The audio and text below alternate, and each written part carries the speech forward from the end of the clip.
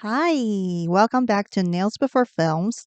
It's now day two of my Halloween horror movie nail art slash review. And continuing from yesterday's theme, we'll be looking at it today. Looking at it, that's funny. Anyway, It and The Shining are both adapted from Stephen King's novels, so it makes sense for me to do it today.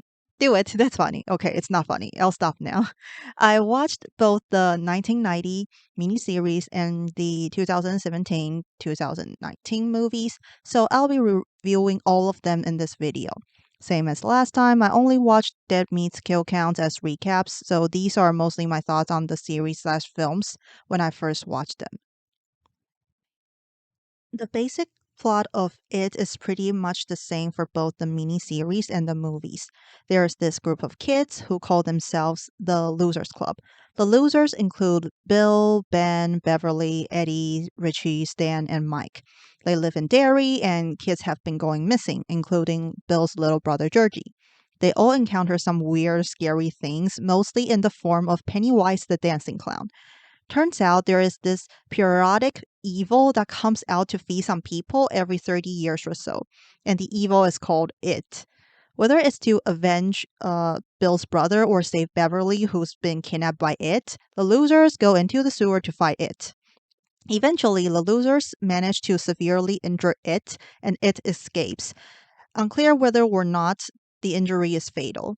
The group vows to come back to battle it if it ever returns. About 30 years pass, and Mike is the only one who stays in Derry. Kids start disappearing again, so he calls the other losers to fight it again. All of the losers return to Derry except Sting, who kills himself out of fear of it. It continues to terrorize them after they return to Derry, and the losers end up in the sewer to fight the entity once more. Eddie dies after being fatally injured by it, and the rest of the losers manage to kill it, whether it's by kicking and punching it or just bullying it to death. The losers are finally able to move on and live the rest of their lives happily. Now, with the summary out of the way, let's talk about how I feel about the miniseries and the films. However, just note that this review is going to be really biased. First of all, I don't find the miniseries or the movies to be scary at all because I have a thing for creepy clowns. Even as a kid, I didn't understand why clowns are scary. They're just trying to make children happy. Why is that scary? In elementary school, our class had a drawing contest to decide what image to put on the class t-shirt, and I drew a freaking clown. I was so proud of myself, and I thought for sure everyone was going to like it. Instead, my classmates were like, who the heck drew that? What the is wrong with that person? I was so embarrassed and shocked that people actually didn't like clowns. Okay, I'm getting sidetracked here. Long story short, creepy clowns are just so freaking hot to me. The main reason why I watched it in the first place is because I saw Bill Skarsgård's Pennywise online, and I was like, "Oh my gosh, a creepy clown! I have to watch that." So yeah, Pennywise is not scary for me at all. I even cheered him on when he's terrorizing those kids. I was like, "Yeah, you go, clown! Kill those freaking kids!" Okay, I need to calm down. I'm getting way too excited. I know I have a few screws loose in my head, but I'd rather find creepy clowns hot than be scared of them. Anyway, I like both versions of Pennywise. I think Tim Curry is more of a psychotic killer clown, and Bill Skarsgård is more like an alien demon clown. I really like how distinct the two Pennywises are, but both are creepy and fun in their own ways. Most importantly, both of them just look so happy when they're traumatizing kids, and that makes me happy too. With my weird clown fetish out of the way, let's talk about the difference between the miniseries and the movies. Generally speaking, I like both. I think they both successfully get down the friendship, growing up, and facing your fears theme of the movie.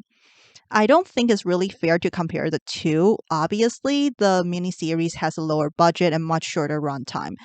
The miniseries is around 3 hours, and the two movies combined is freaking 5 hours. You can definitely do more with almost 2 additional hours.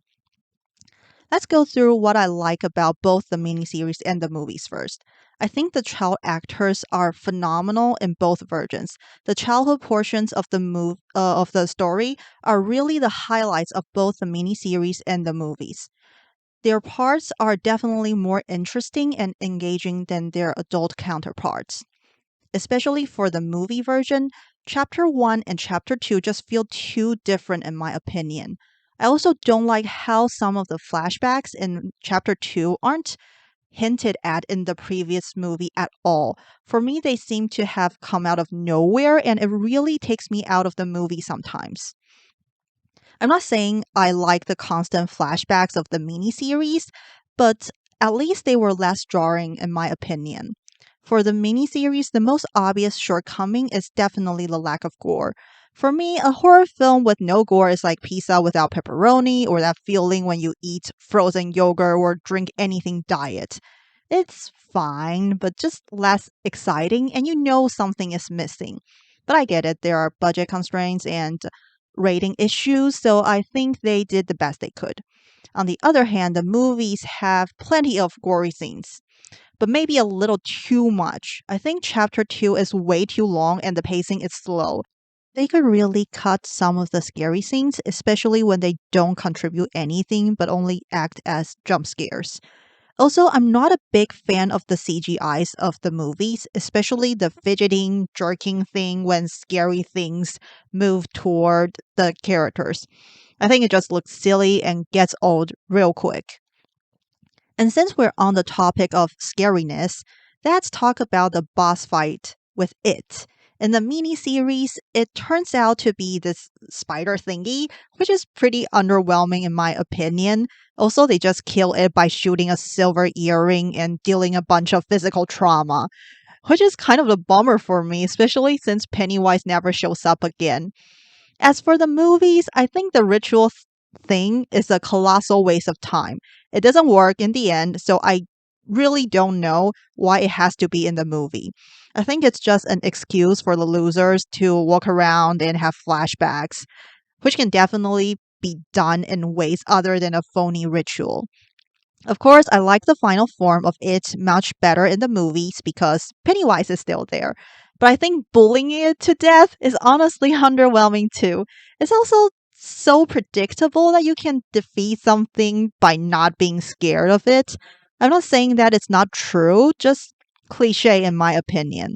I get the story is telling us we need to face our demons and all that, but as someone who watched it because of Pennywise, the way it is defeated is really disappointing to me. However, I don't really have a better idea on how to kill fear personified, so I digress. Lastly, the movies are definitely more emotional. They have more time to develop the characters, and I think they really made use of that. We get to know more about the losers, and that makes me care more about them, even though I still cheered for Pennywise. Well, I don't think Richie's feelings for Eddie are that present in the story, especially in chapter 1. The part where he cries after losing Eddie is still really sad. I either cried or was extremely close to crying when that happened.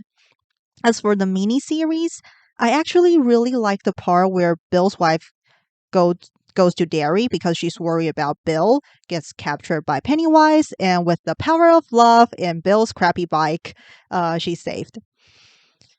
I think that is pretty sweet too. Overall, I like it, but I think both versions suffer from weaker third acts, especially for the movies. Chapter 1 is so good that chapter 2 seems mediocre. But the creepy clowns are great, so can't complain there. That concludes my review of it, and I hope you guys like my double Pennywise nail. As always, like, dislike, subscribe, comment, share, do whatever you want. See you next time and keep nailing it, people.